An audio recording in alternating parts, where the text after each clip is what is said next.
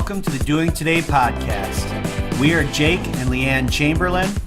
This is our journey through life, family, and business, trying to make our dreams come true, one action at a time. Never stop believing, even when belief is hard to see. If you want to be impactful, you must be the change.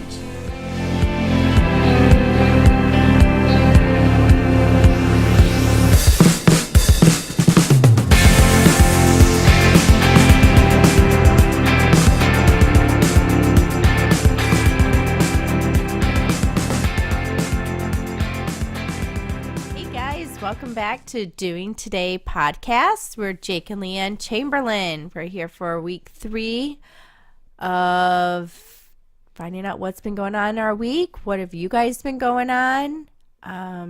Just learning about life, doing life. You would never, ever believe that she's sick as a dog, would you? Right. I have been battling a sinus infection now for 5 days, and I feel like the antibiotic I'm on is not working. Hence, I got my box of tissue, a little bit of wine. You know, the Italians believe in alcohol killing germs away. So do the Irish. That's right.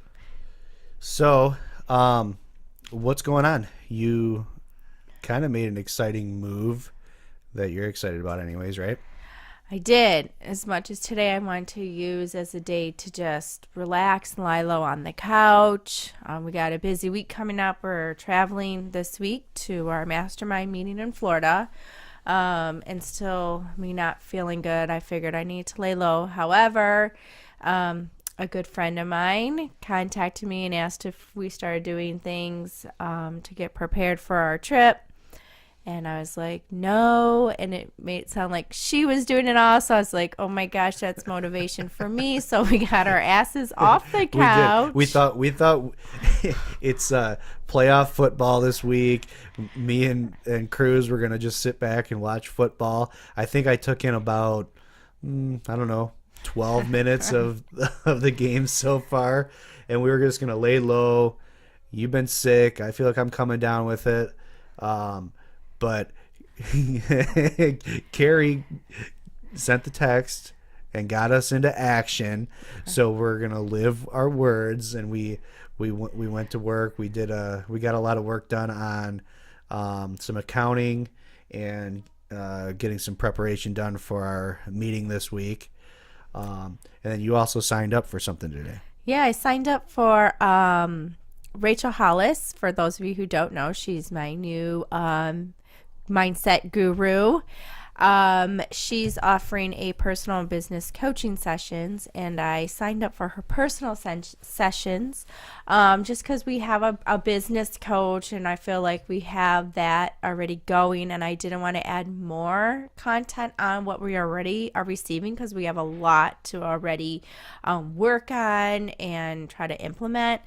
But I do need a little bit more on the personal side. For me, and I think for many people out there, it's having that person staying on top of you, your accountability partner. And like today, Carrie was my accountability partner, but having that person, and it's someone that I really admire. And I think she spoke to me when I first found out about her, because she is my age and our age, and she has children, and she's trying to build a business, and she's built it up over the years, and it's been hard work and defeat and triumph, just like what we're doing and living every day. So I'm really excited about that, to try to lock into me personally this year, as well as work on our business, but focus on me personally, which also helps trigger in other areas of business growth and us as a couple and all that. That's what I was going to ask. What is it that you're hoping to get out of that? I mean, you signed up for a year, right? So right. It sounded to me like she's basically going to have a video conference where there'll be a group of you with her, and I don't even know if you know anything about what the framework is. No, I don't. But for me, I'm just hoping it's just continually feeding my mind and keeping it in the forefront. Doing actions that'll help you each and every day too. And I think as moms out there, sometimes we feel guilty for putting ourselves first, to go get that massage or go get our hair colored or a pedicure or go out with some girlfriends. But it's necessary. It really is necessary for our well-being and our health and being the best that we can be as a wife, as a mom, as a boss, as, an employee, whatever your role is, to have that balance, to just, you know, debunk yourself from your role of mom for a while and go out and have a good time and laugh with girlfriends or cry, over coffee, or just aimlessly walk around Target, just finding things to put in your shopping cart and spend money that you don't need to spend money on, but you do because it's just a moment to be yourself. And for me, I have a really hard time because I do have that guilt. And you fill up your calendar every month with things that, are for others. It's, a family function. It's, your kids have a sports tournament or, whatever it is. You're doing yard work. But taking that time. Balance is a difficult thing to find in anything. It's hard to find balance in your diet. It's hard to find balance in just your time management if you're trying to work in something like a workout, or just finding balance. We talk a lot about coming up, going on a date even once a month is hard to find time for. Right. So I think, and what the first thing that it reminded me of is, and I didn't even think about it till right now, but I think you've gotten really a lot better in this area. But you used to really have a hard time with, you work with children all day, and especially when you were working in the classroom. You would come home, you've been working with children for anywhere between 8 to 12 hours that day, and you come home and you don't have any patience left for our kids. And that used to, I know that tore you up and was hard, but that's a hard, it's hard, and it's hard to have, find that balance. And just going out and doing your own thing is a way of balancing yourself so that you can bring your best to everyone who needs you. Right. And just re-energizing yourself. That's what it is just to have an hour of not being needed in the office, not being needed by people, and just have your mind be settled. And that is a big thing that I now am looking for myself and realizing I need that. And it's okay to have that. To be able to continue bringing out the best in people, but bringing out the best in me too. And that's what I have to not forget, is that my why is to help bring out the best in people, but I also have to implement that for myself too. Right. And you're not going to bring out the best in yourself when, say you're with your kid, with your kids, our kids, right. If you're out of whack, if you're all wound up, you're gonna snap. And that's, those are, we've found techniques over time to deal with that. But that is one thing that I have noticed about you, is that you have been able to let that go. You've been able to, and maybe it's because you've gotten so much support with the staff that you've hired at the school, and you've been able to get out of the classroom. You've gotten yourself into a different role where you're in more of a director of the school role, that you're not in that one-on-one contact with kids all day long, where you have to have patience. You have to be, giving at all moments all day long. You're in a better state of mind when you get home, and I have noticed that you have more patience with the kids over the last while, really. Well, good. I'm so glad it's resonating in the house too. Yeah. Well, so, and it's hard that we've both dealt with that problem. Right. Yeah. So, you want to kind of dive into the topic we want to talk about today? Sure. Or you said that I don't know what we're talking about today. Jake has been keeping it a surprise for the last couple of days. He came home and was like, I know what our next topic's going to be on. And I was like, do tell. And he's like, nope. So, yeah, I'm Well, interested. I'm kind of excited about this because um, one of the big struggles that I've had for a long time now is I don't understand why it's so hard to make changes in your life. Um, I've struggled with my diet over the last couple years a lot. Um, I've really gotten back in the swing of working out, which I'm happy with over the last 3 or 4 weeks. But over the last 6 months or so, it's been a struggle for me, and I have I've had a hard time with coming to an understanding of why that is. You know, there's so many things that we want to do in our life, or not even that we want to do, that we know we should do. We know that we should eat better. We know that we should exercise. We know that we should have patience. We know that, we should do all of these things. But when it comes time to actually do them, we find that we can't do it and we choose the negative action. We don't work out. We lose our patience. We go through the drive-through instead of going and finding a good salad. The I struggle. Why is it so hard? And so I was listening to Tom Bilyeu's podcast, Impact Theory, and he had on a guest. Let me pull it up here. I wanted to have this guy's name. Is Dr. Joe Dispenza. And so he was interviewing him, and this really made a connection for me and gave me a real understanding on why it is that it's so hard to make positive changes in our life.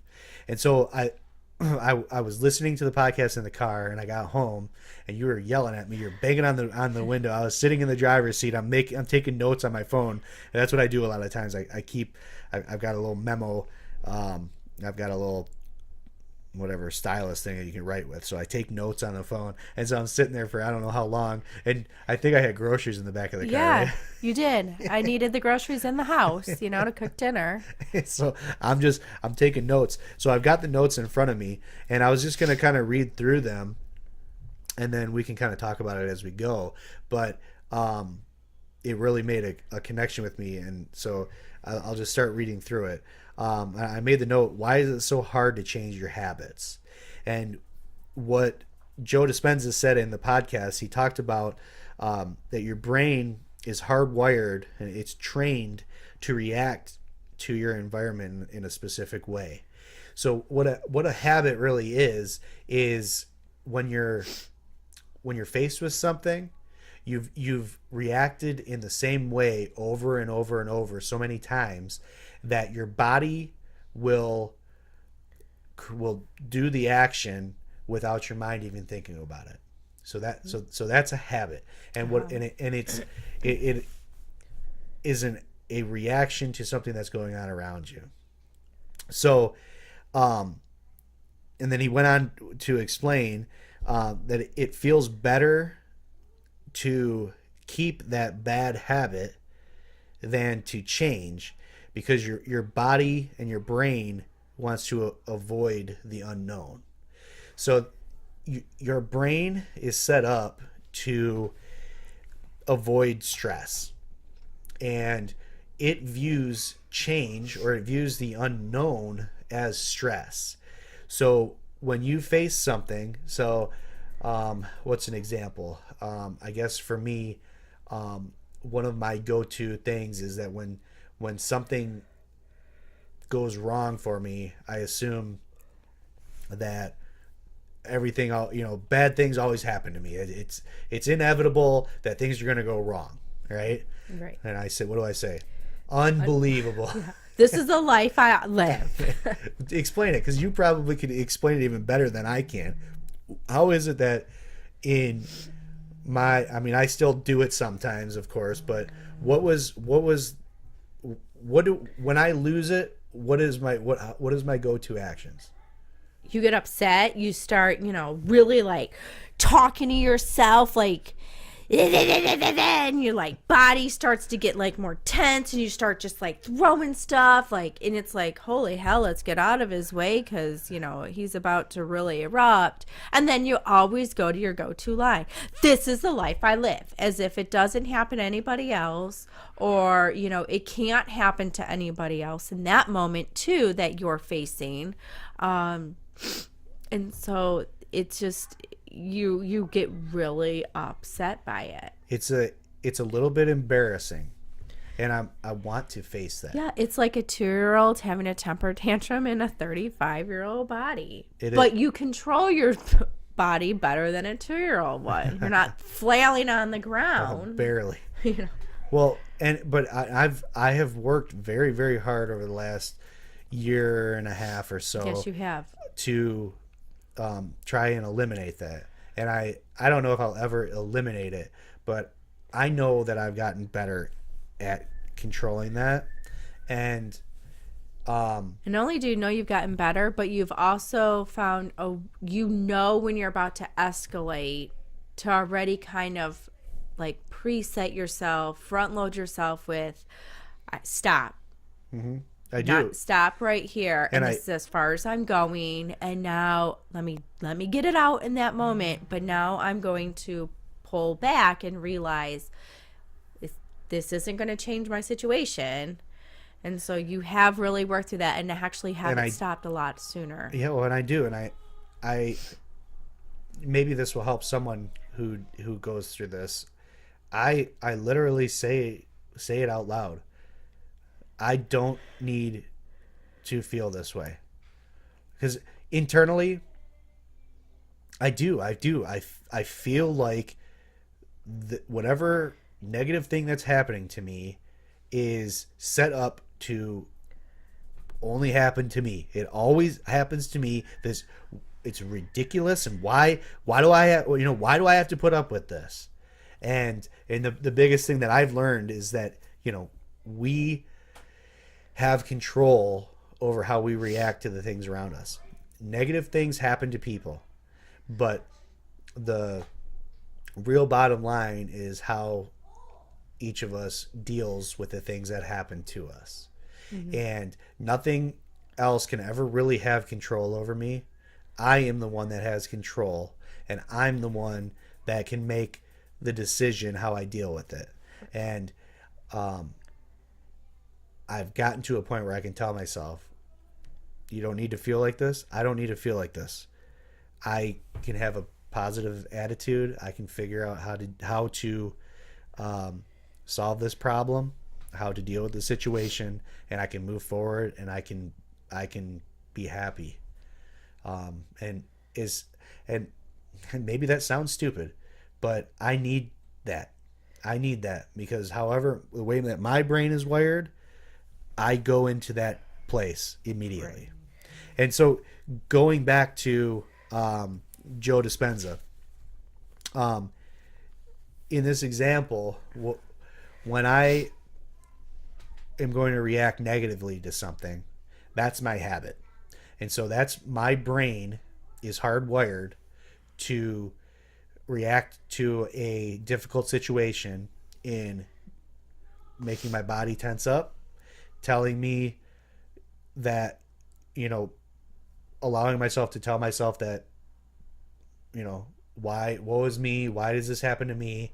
And those must be my coping mechanisms that I developed in my lifetime, that to try and get through a situation. Nobody has it as bad as me. These things always happen to me. And so that's my habit. So a negative situation occurs, and without me even thinking about it, it's just an immediate reaction that my body goes through those protocols, right? So how do you change that? And that's what he went through explaining. The reason that it's so hard to change your habits is that, like I said a little bit before, your brain wants to avoid stress.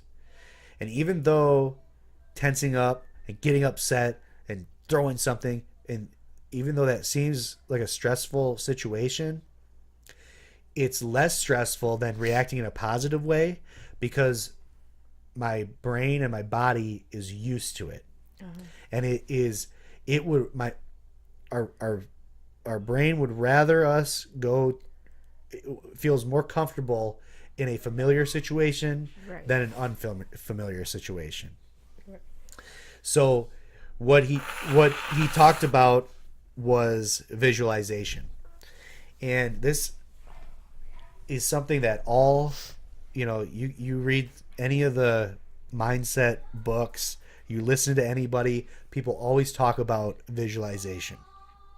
And I've had a hard time. I've tried it, and I don't know if you've ever tried it. I know we've both tried to write down our goals. We try to write down, our vision as far as what we're, writing out our goals as if they've already happened. And it seems good when you're doing it. It's fine, and then it kind of goes away. And I've never stuck with it enough where I felt like it was something that was really creating a positive change in me. But one thing that I have started doing, part of my morning routine, is I do prayer and meditation. And I have started to, in my meditation, I visualize, rather than writing down, things as if they've already happened. I visualize, I close my eyes, I put my hands over my heart, and I feel my heart beating. And I start in a place of gratitude, and I thank God for today, and I'm always grateful that, and I just always say I've got another day and I've got another chance, and I always start from that place, and I go through everything in my life that I'm grateful for, my family and the opportunities that I have and the people I have surrounding me to help me, and I get through to where I want to visualize my life and the things that I want to accomplish. And I picture that we've built our cabin in Tennessee, Right. and it's Thanksgiving time. We've got all our family there, and I put myself, and I can see it. I close my eyes, I can see myself on that third floor deck, and we've got that amazing view of the mountains, and I'm crying because I can't believe the things that we've accomplished in our life, right? And then I want to have positive reactions in my relationships. And one is that I struggle with my dad. And this idea of visualization has been incredible in the short amount of time that I'm trying to implement it. But I visualize every morning that I react in a positive way, because I've become hardwired over a long period of time to react negatively.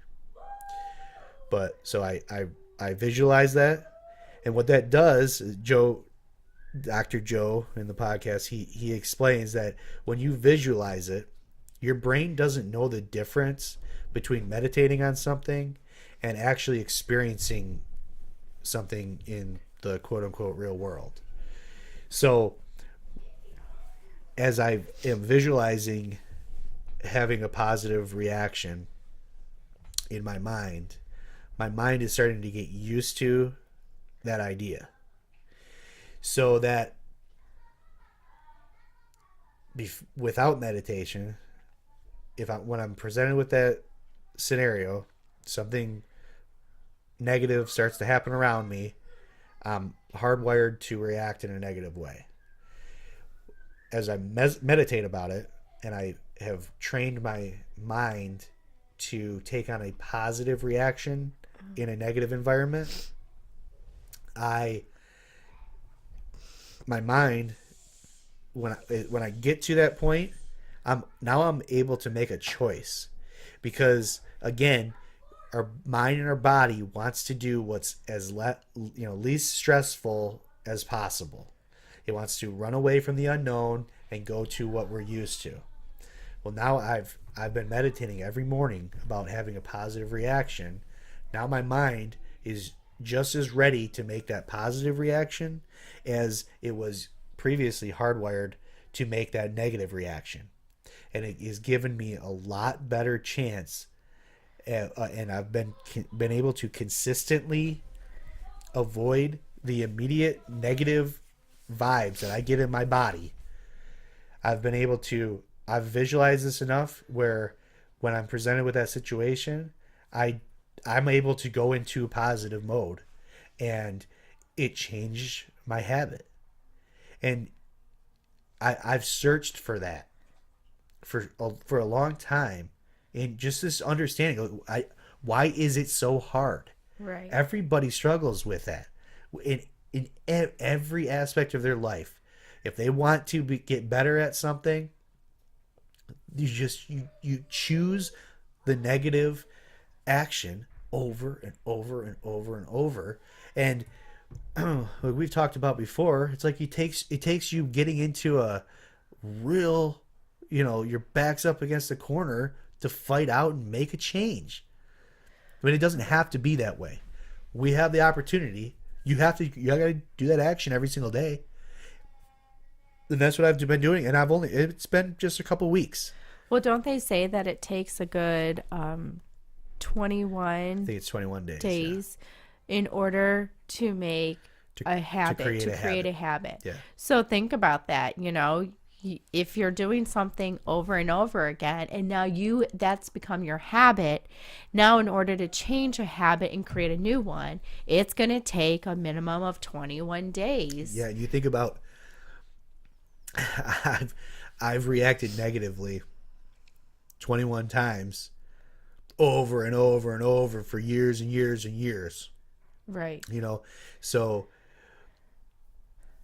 but it has only taken a short period of time to reverse that. And so I actually started doing this meditation before I heard this podcast. But then I heard that podcast, and that's why I was ignoring you. And I'm writing this down because this is for real. This is what's happening. This is what I've been doing, and this guy's talking about it.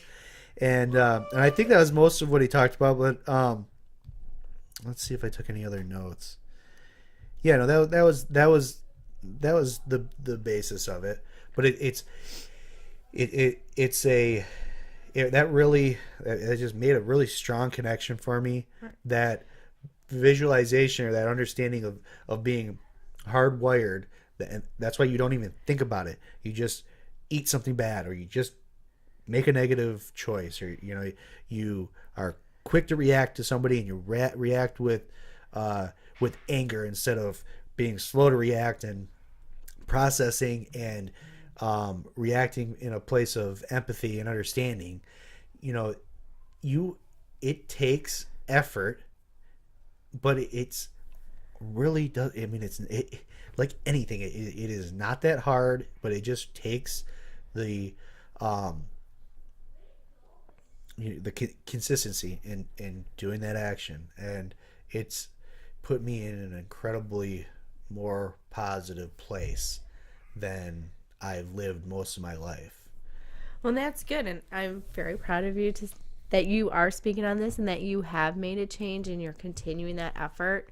And I know that's an area I can improve on too, especially for me when I'm tired or it's not something I want to do. I immediately go towards more of that negative side than just saying if I was, if somebody asked me to do this at, 10 in the morning versus 5 o'clock at night, I would have reacted differently. Or, whatever the situation may be, if it's something I'm not that passionate about or strong in, but if someone asks me in a different way, or depending who's asked me to do it, I react differently to it. And, looking back now, even we all have our mother-daughter disagreements. My mom was my best friend, but there are times too she was still my mom, and she would still put her mom 2 cents in, and I would immediately react to it, and not always in a nice calm voice, because it's like, well, I'm an adult now, I'm a mom now, I don't need you to tell me unless I'm asking you. And I think sometimes I'll even say to you, I want to vent and I don't want a reaction from you. I don't want you to say anything to me. I just want to get this off my chest, because by you reacting to create an argument versus you're the first person I come across all day, and I need to just let this go, and I just need a sounding board. Well, and that is, I think that's incredible awareness, self-awareness, when you're able to say that. Yes. Because most of the time you can't, you just snap. Right. You just go off on something, and it's when the first time you see somebody and they come in and they're just blah blah blah blah blah, blah, and it's and it usually lines up where one person's sick, the other person didn't sleep well, and somebody dealt with crap all day, and the other one dealt with kids yelling and screaming all the way home, and then it's boom. It's just, it's recipe for disaster. But when you can have the self-awareness that I just got to get this off my chest. I got to talk about this. I got to get it out of me. That's a place we're trying to get to. And that's just communication. And I mean, it's something I think it's in the forefront of everyone's mind that, yes, it's easy to talk about it when you're not in that moment, but when you're in that moment, sometimes I forget to say, and I just do snap, and then your immediate reaction is to snap too. But then when you look back, it's like it wasn't that big of a deal. It was just my emotions at the time and how I was feeling, and now it turned into something that doesn't necessarily need to be here. And that's where I try to get into, where one of my daily disciplines is to be slow to react. And when I'm successful at it, it can completely diffuse a situation like that, because I will, if I'm gonna just snap back, if I take that extra few seconds, take a deep breath, breathe it out, and have empathy for where you're coming from, process what you said, and then slowly react to it, it takes the entire thing to a different space. So, I guess the bottom line is using daily actions will help you to change your habits. The Slight Edge always talks about the actions that we do every day. They're just as easy to do as they are not to do. So it's just as easy to go have a hamburger at a fast food place as it is to choose to grab a salad somewhere. It's just as easy to react negatively to a situation as it is to react positively. And the only way to consistently react positively is to put ourselves in the best possible position that we can to react positively. And so it all starts with breaking the hardwired habits that we have in our brain that gives us the opportunity to make a positive choice. Because if we don't break that hardwire, we're always going to continue to make the negative choice. And so with whatever it is, visualization may seem like,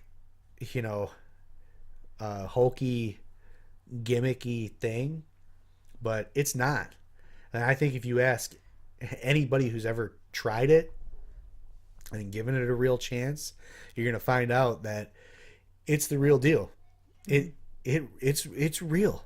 The people that have had the most success in this world have written down their goals, and they've translated that into action and acted it out in their life on a daily basis. And it's no different with whatever the little goal is that you have, or if it's a great big goal that you have. It all starts with seeing it in your mind consistently every single day. And I just tell myself, I say, like, I've already done it. I react positively in a negative situation. and everything else that I'm working on, I visualize it in my brain. I already see myself doing it, and it happens. For whatever it is, it registers that in your brain, and when you're faced with the opportunity to make that choice, you now have the option to make a positive choice instead of always being geared straight into the negative reaction that you've always had.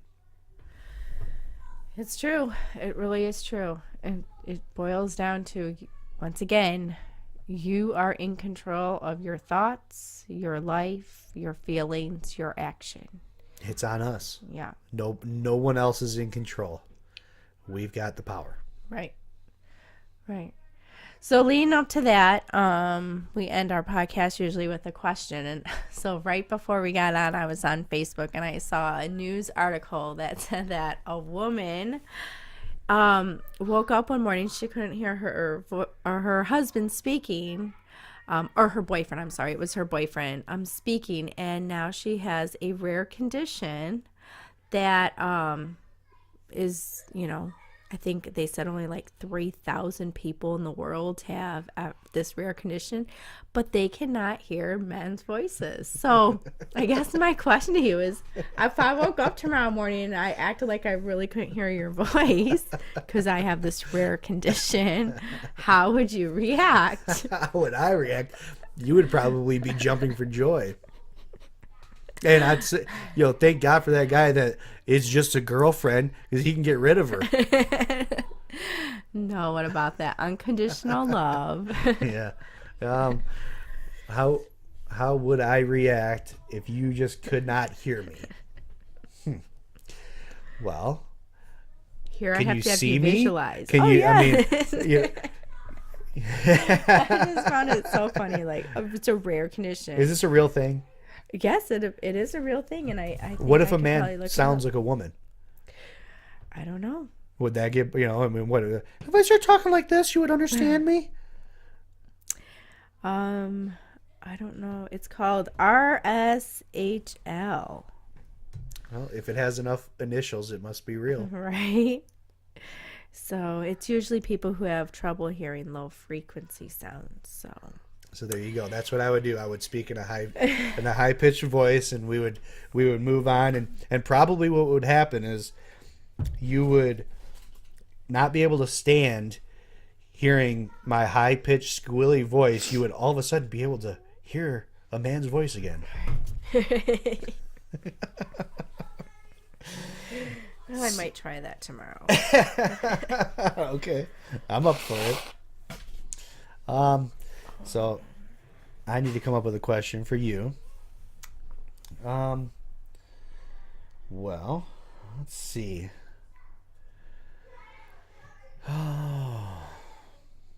Last week I came no problem. Came up with it. I thought I was going to have no problem again this time. But what's preparation all about? I know, it's hard. Let's see.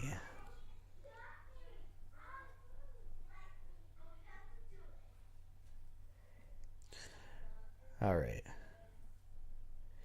If someone asked you, what is the number one thing that a child needs to know to succeed in this world, what would it be? Good question. I think a child needs to know empathy. I think when you have empathy, you know how to have a relationship. And I think when you know how to have a relationship, you open up yourself to learn so much. I think empathy is a word that gets thrown around very lightly, and I don't think that people take the real understanding of what that word means. And maybe I'm wrong, but my understanding of the definition of empathy is being able to understand another person's point of view. And all everything that we see in our world right now is absent of empathy. Right. You have newscasts that are skewed one way or the other with no empathy for any other opinions. Everything you see on Facebook is, geared towards I'm right, you're wrong. And there's just it it is hard to believe that we are in a place where people just they're not willing to see anything from any other viewpoint. And it's I don't know. At times I think that things are skewing towards empathy, but that may just be because that's what I've been diving into. I listen to a lot of podcasts that talk about that. But at the same time, when I'm thinking about it just now, all I see everywhere I look are people that are not willing to see anything in any other, everybody's right in their own mind, and nobody's willing to give anything. And all that means is that nobody's willing to learn. Right. Mm-hmm. And I guess, we talk a lot about, you talk a lot about stretching, right? And you can't stretch without wanting to learn and without being open to learning. Learning in essence is being honest about maybe I don't know. I don't know the answer, or what I thought I knew isn't correct. We're about to go to our mastermind meeting, and if we go there and we know it all, we know everything there is to know about marketing and business and what are we going to get out of it? But if we go like we try to be, open-minded, that there are different people from different areas with different backgrounds, with different ideas and different ways of doing things.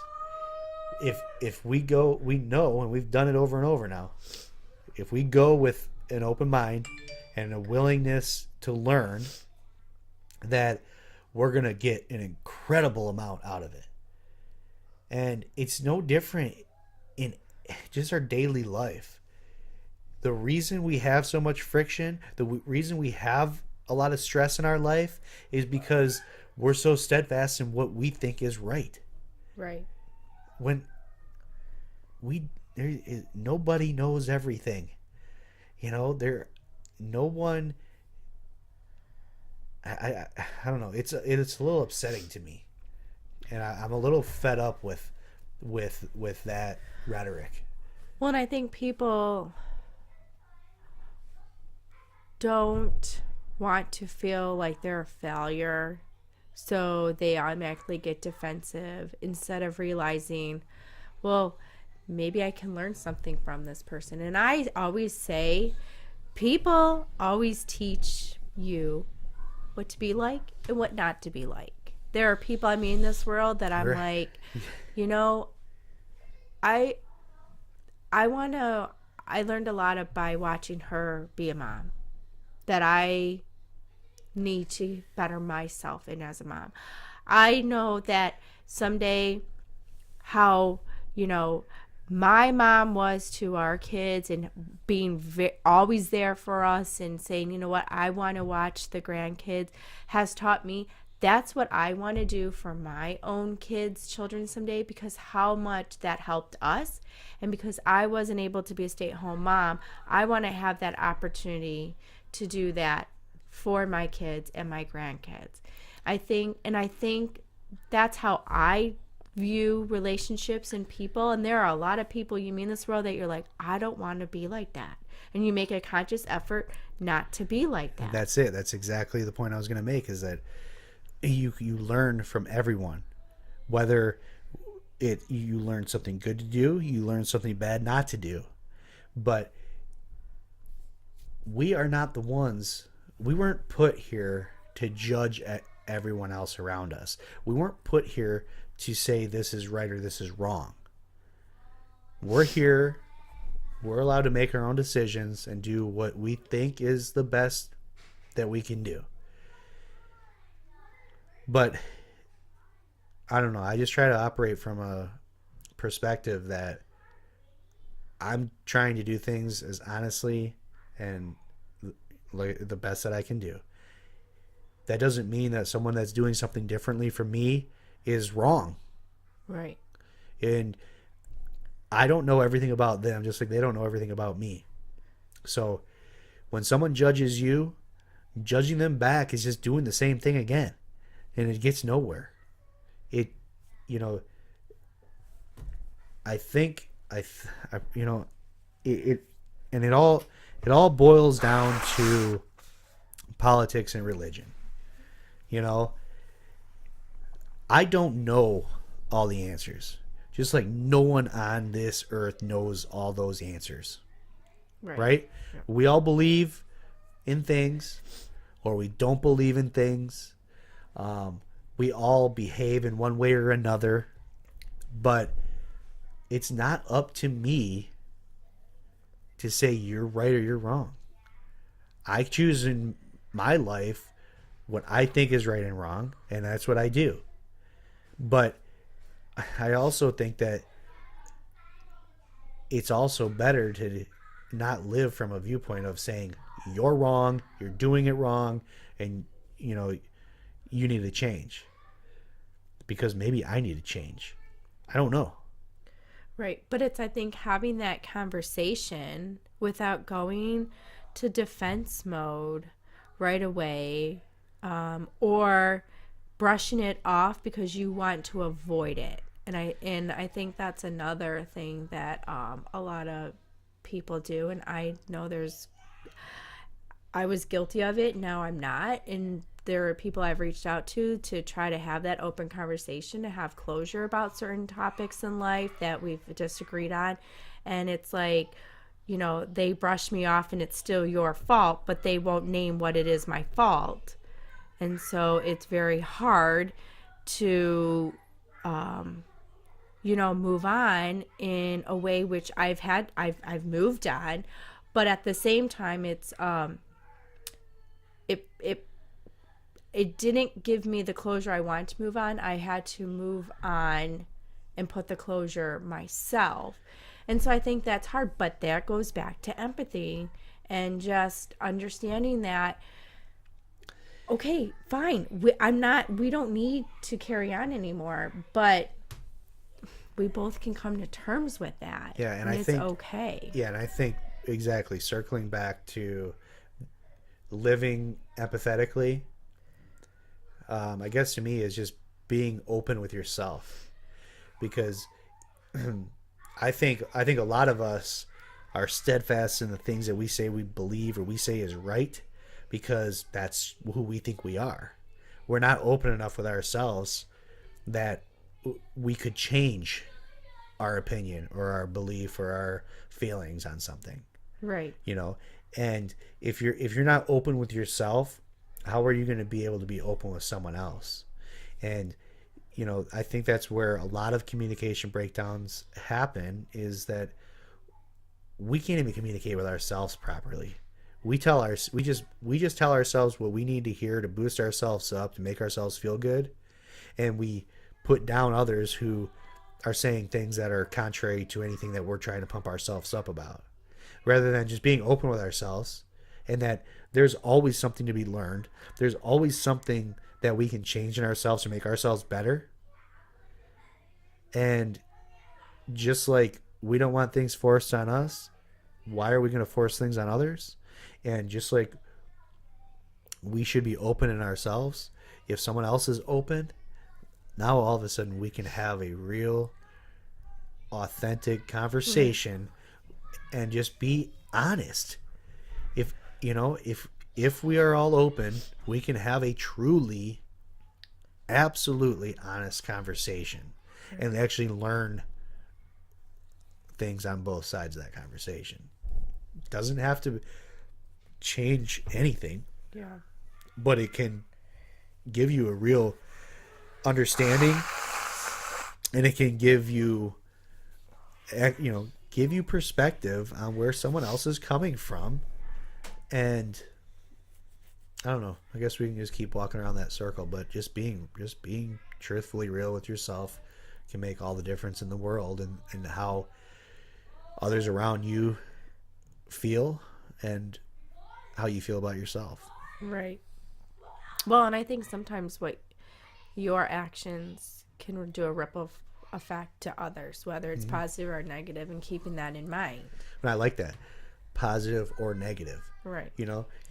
Everything always skews towards negative. Your negative actions are going to have a ripple effect on others.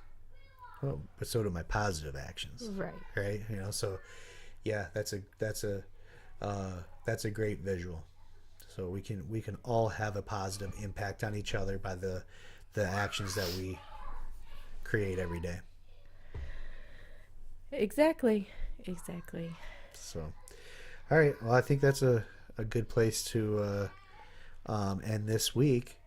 I'm excited about what we got coming up this week. Yeah, we got a busy week. Hopefully everyone stays healthy. That's Sorry the for goal. all the Kleenex and red nose, but it's life. It's going around everywhere. Yeah. Like last week it was 50 degrees. I think today it's like 16 degrees. Yes. So that you can feel it right in your face. So, but we look forward to growing together and growing with you. And just remember that without today, yesterday and tomorrow don't matter. So we'll see you next time. Bye, guys.